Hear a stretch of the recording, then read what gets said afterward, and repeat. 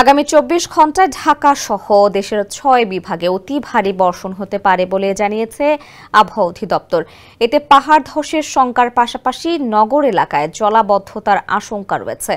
পূর্বাভাসে বলা হয়, রংপুর, রাজশাহী, ময়মনসিংহ, ঢাকা, খুলনা, বরিশাল, চট্টগ্রাম ও সিলেট বিভাগের অধিকাংশ জায়গায় অস্থায়ীভাবে দমকা হাওয়া সহ হালকা থেকে মাঝারি ধরনের বৃষ্টি বা বজ্রসহ বৃষ্টি হতে পারে। এছাড়া রংপুর, রাজশাহী, ময়মনসিংহ, ঢাকা, চট্টগ্রাম ও সিলেট বিভাগের কোথাও কোথাও মাঝারি ধরনের ভারী থেকে অতি ভারী বর্ষণের সম্ভাবনা রয়েছে। একই সঙ্গে সারা দেশে দিন ও রাতের তাপমাত্রা 1 থেকে 2 ডিগ্রি সেলসিয়াস কমতে পারে। স্যান্ডেলিনা সো, রূপচর্চায় আভিজাত্য।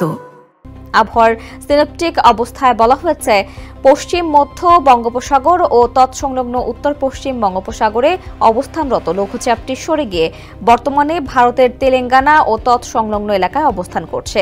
মৌসুমী বায়ুর অক্ষের বর্ধিতাংশ রাজস্থান, হরিয়ানা, উত্তরপ্রদেশ, মধ্যপ্রদেশ, বিহার, পশ্চিমবঙ্গ হয়ে বাংলাদেশের দক্ষিণাঞ্চল থেকে আসাম পর্যন্ত বিস্তৃত রয়েছে। মৌসুমী বায়ু বাংলাদেশের উপর সক্রিয় এবং উত্তর বঙ্গোপসাগরে মাঝারি অবস্থায় রয়েছে। এর আগে দেশের সর্বোচ্চ 126 মিলিমিটার বৃষ্টিপাত রেকর্ড করা হয়েছে চট্টগ্রামে।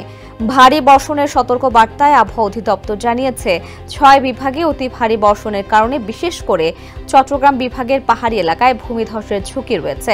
একই সঙ্গে ঢাকার বিভিন্ন অংশ ও চট্টগ্রাম মহানগরীতে অস্থায়ী জলাবদ্ধতাও তৈরি হতে পারে।